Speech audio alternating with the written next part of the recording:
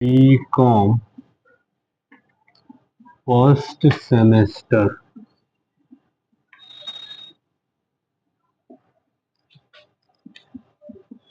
Financial account. इसमें हम लोग को जो आज पढ़ना है वो है ब्रांच अकाउंट। ये ब्रांच अकाउंट क्या है? ये शुरू है। ब्रांच और अकाउंट दो गो चीज हुआ इसमें। ब्रांच शाखा, शाखा मतलब जड़ कहीं और है, वृक्ष कोई और है, ये शाखा है। शाखा टहनी मतलब बड़ी बड़ी संस्था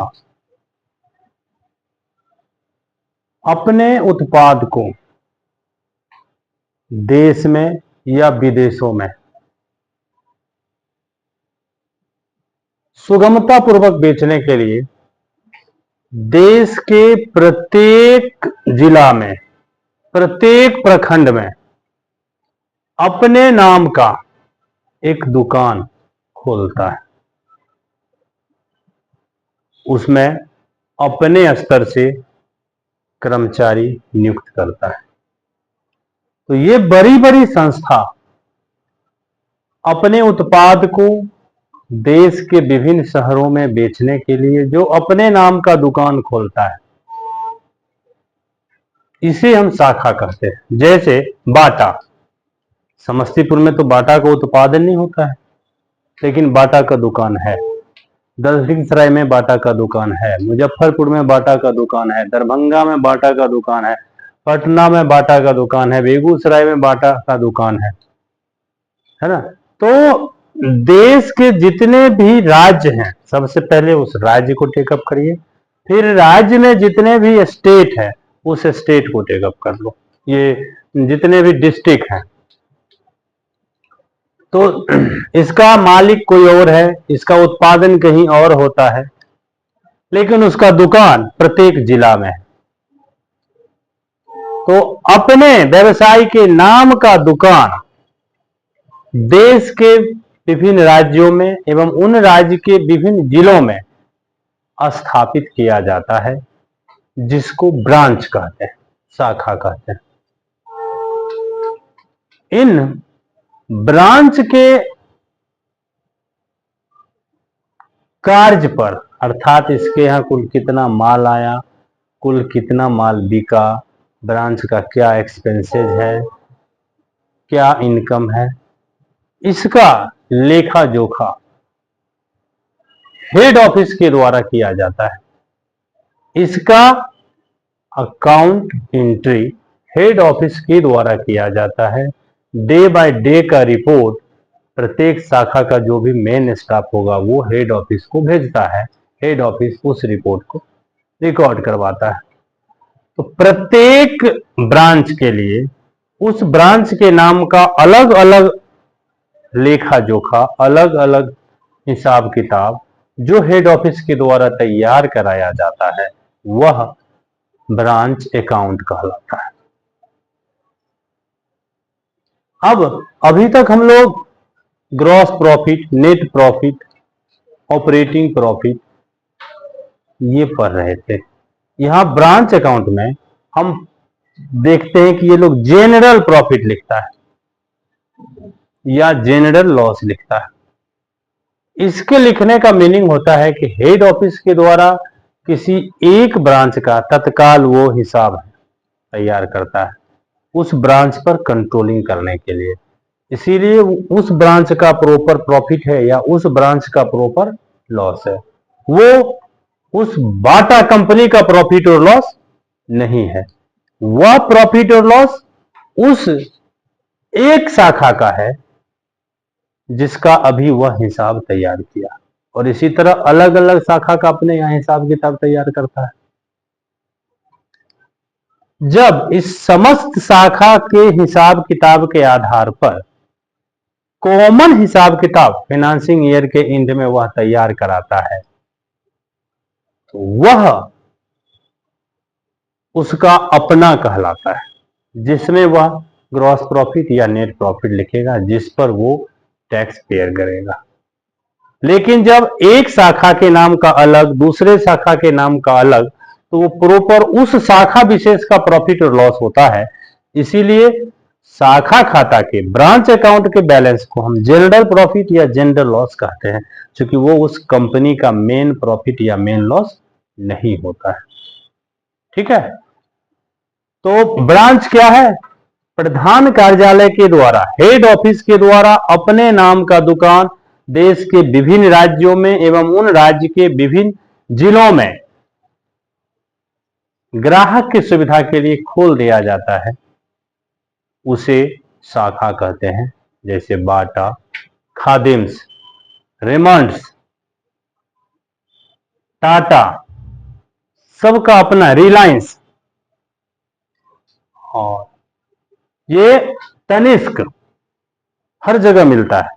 मालिक कोई और है लेकिन दुकान उसका हर शहर में है, तो ये उसके नाम का जो दुकान है ये उसका शाखा कहलाता है। इसके द्वारा क्या सेल, क्या परचेज, क्या इंटरटेनमेंट में, क्या रेंट में, क्या सैलरी में, और क्या अदर एक्सपेंस या इनकम के रूप में किया गया है,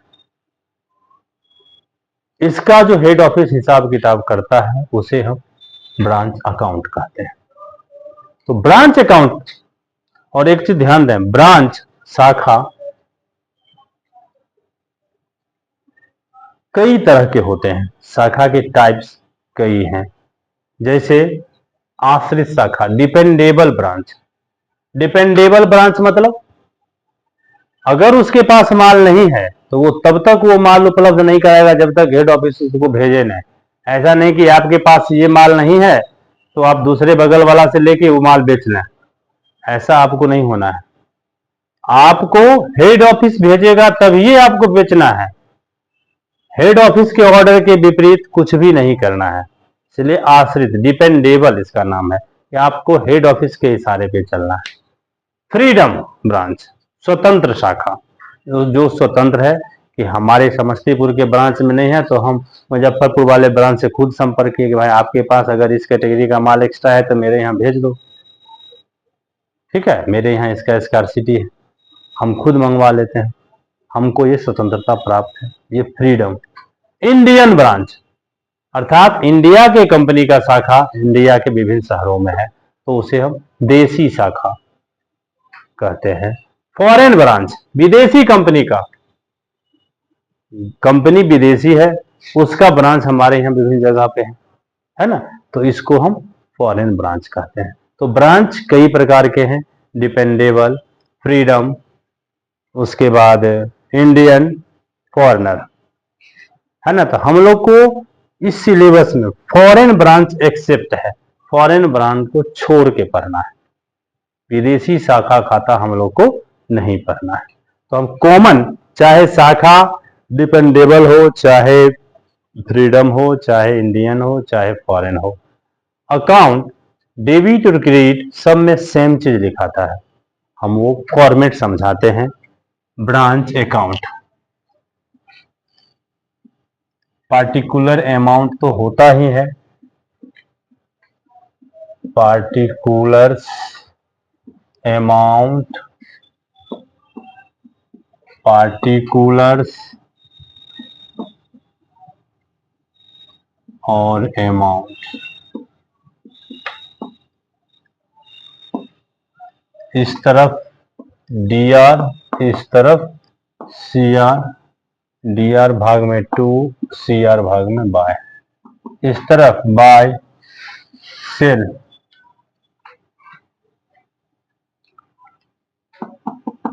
बाय गुड सप्लाई का रिटर्न, गुड सप्लाई का रिटर्न, बाय सेल में सिर्फ कैश सेल्स आप लिखेंगे, क्रेडिट सेल्स आप नहीं लिखेंगे। कैश सेल और इसके जगह पे cash received from debtors, credit sale के जगह कैश रिसीव्ड फ्रॉम डेटर्स ये लिखेंगे। गुड सप्लाई रिटर्न, उसके बाद क्लोजिंग स्टॉक, क्लोजिंग कैश और क्लोजिंग डेटर्स, क्लोजिंग डेटर्स, ये सीआर भाग में। डीआर भाग का स्टार्ट करते हैं तो opening stock,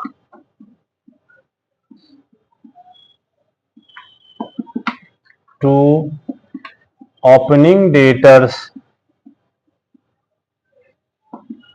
to opening cash, to good supply,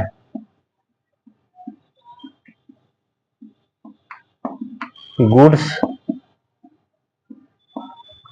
transfer from other branch, इधर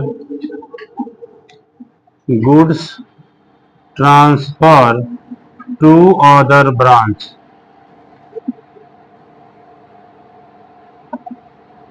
टू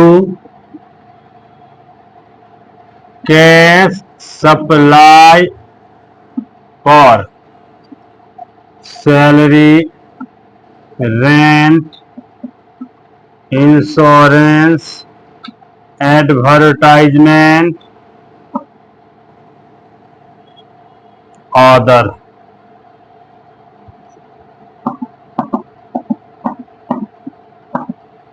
इस तरह से इधर पहले टोटल करें, वही टोटल लेके यहां आ जाए।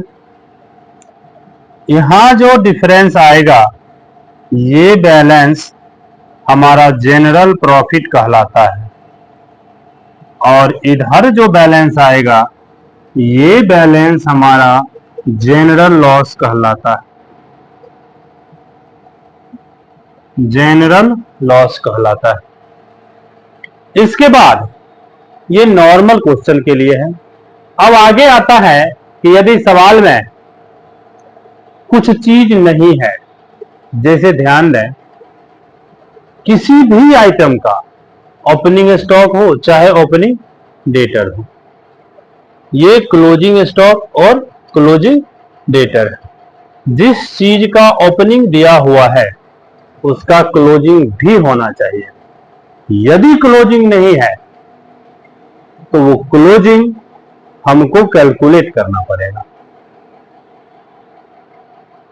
क्लोजिंग है, ओपनिंग नहीं है, और सवाल में नहीं बोल रहा है कैलकुलेट करने के लिए, तो आप नहीं करेंगे, क्योंकि ऐसा माना जाता है कि बिजनेस नया हो, इसी साल शुरू किया हो, तो जो इस साल शुरू किया है उसको तो ओपनिंग स्टॉक नहीं होगा, क्या उसका तो प्रारंभ का शेष कुछ नहीं होगा।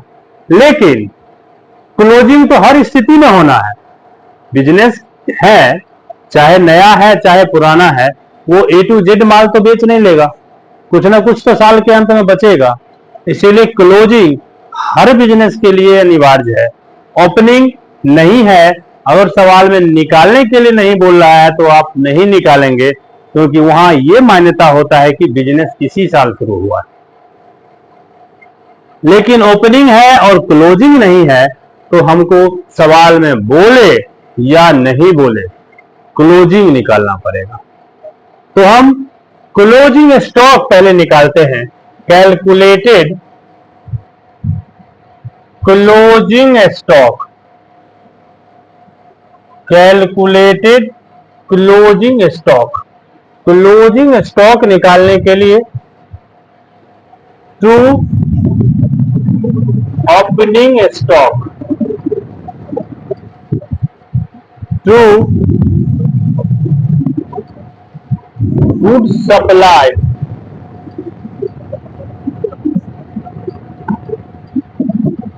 To sales return, to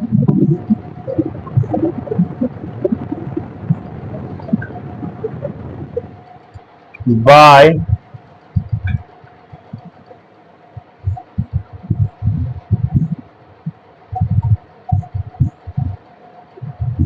sales, यहाँ पे सेल्स में कैश और क्रेडिट दोनों तरह का सेल शामिल होगा। स्टॉक निकालना है, इसीलिए बाय गुड सप्लाई का रिटर्न, गुड सप्लाई का return to goods transfer to other branch, from other branch, from other branch by goods transfer to other branch, wastage of stock, wastage of stock, यहां total करें, total लेके यहां आए, यहां जो balance निकलेगा ये बैलेंस हमारा क्लोजिंग स्टॉक कहलाएगा। जब क्लोजिंग स्टॉक हमको निकालना होगा तो ध्यान दें ओपनिंग दिया हुआ रहता है, इसीलिए बैलेंस इधर निकलेगा तो क्लोजिंग स्टॉक होगा। जब यहाँ पे ओपनिंग स्टॉक है निकालने के लिए, मतलब क्लोजिंग दिया होगा तो बैलेंस यहां निकलेगा, ये ओपनिंग स्टॉक कहलाएगा। बाकी चीज इतना ही लिखाएगा। मिसिंग ओपनिंग निकालना है तो क्लोजिंग दिया रहेगा, यानी इधर ही सब लिख देंगे, इधर बैलेंस निकलेगा जो ओपनिंग स्टॉक कहलाएगा। समझ गए? आगे कैलकुलेट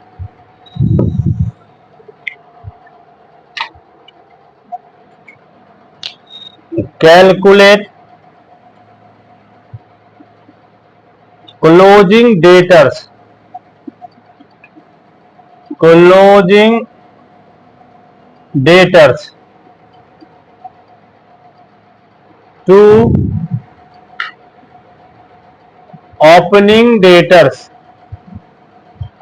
टू क्रेडिट सेल्स। फर्क देखें, यहां पे दोनों सेल है, कैश भी और क्रेडिट भी। यहां क्या आ रहा है?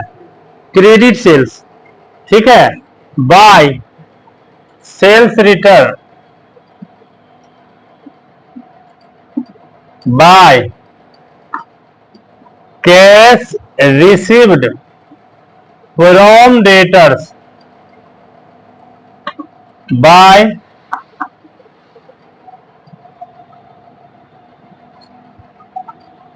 bad debts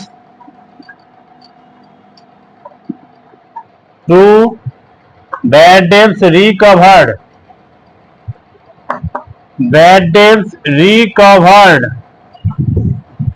by discount on debtors। यहां जोड़ ले, यही टोटल लेके इधर आ जाए, यहां जो बैलेंस आएगा यही क्लोजिंग डेटर्स कहलाएगा। ठीक है। अब कुछ स्थिति में सवाल में ये जो गुड सप्लाई है ये गुड सप्लाई ही नहीं देता है, ठीक है। तो good supply calculated, good supply, good supply के लिए to opening stock to sales return by sales cash और credit by goods transfer to other branch by wastage of stock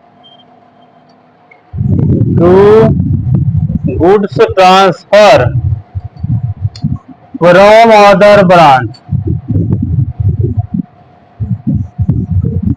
यहां टोटल करेंगे, इसमें हमेशा बैलेंस इधर निकलेगा, वही टोटल लेके यहां आएंगे, यहां जो बैलेंस निकलेगा ये हमारा गुड सप्लाई कहलाता है, गुड सप्लाई। इसके बाद महत्वपूर्ण चीज ये है कि कॉस्ट प्राइस और इनवॉइस प्राइस। प्राइस को इस चैप्टर में दो भाग में बांटा गया। एंट्री हमेशा हम कॉस्ट प्राइस पर करते हैं, इनवॉइस प्राइस पर नहीं करते। तो जब सवाल में इनवॉइस प्राइस पर गुड्स सेंड किया गया है ऐसा बोले, तो जब इनवॉइस प्राइस पर गुड्स सेंड किया गया है इस बात का जिक्र करे तो कुछ चीज है जिसमें से हम इनवॉइस प्राइस को माइनस करते हैं। वो चीज हमारा होता है पहला opening stock, closing stock, good supply, good supply का रिटर्न, गुड सप्लाई का return, goods in transit, goods in transit, goods transfer to other branch और goods transfer from other branch, goods transfer from other branch. ये इतना नाम ऐसा है जिसमें से हम इनवॉइस प्राइस पर जब सवाल रहे तो इनवॉइस प्राइस माइनस करते हैं। इस सब में से किसी का भी जो अमाउंट है into rate of invoice price divided by 100 plus rate of invoice price. Rate of invoice price के आधार पर यहां जो भी कुछ कैलकुलेट होगा उसको अमाउंट में से माइनस कर देंगे, तब जो चीज यहां बचेगा वो अमाउंट हम क्वेश्चन बनाते समय लिखेंगे। जब सवाल इनवॉइस प्राइस पर कहे तो opening stock, closing stock, good supply का return, goods in transit, goods transfer to other branch, goods transfer from other branch में एक क्वेश्चन में जो भी कुछ रहेगा उसका इनवॉइस प्राइस इस हिसाब से कैलकुलेट करेंगे। उसका अमाउंट गुने rate of invoice price divided by 100 plus rate of invoice price के आधार पर जो निकलेगा वो उसके अमाउंट में से माइनस करेंगे, जो बचेगा वही अमाउंट हम इनपुट करेंगे। ठीक है, तो मोटा मोटी ब्रांच अकाउंट का यही थ्योरी स्पेसिमेन जो भी है इसी के आधार पे हम ब्रांच अकाउंट का काम करेंगे।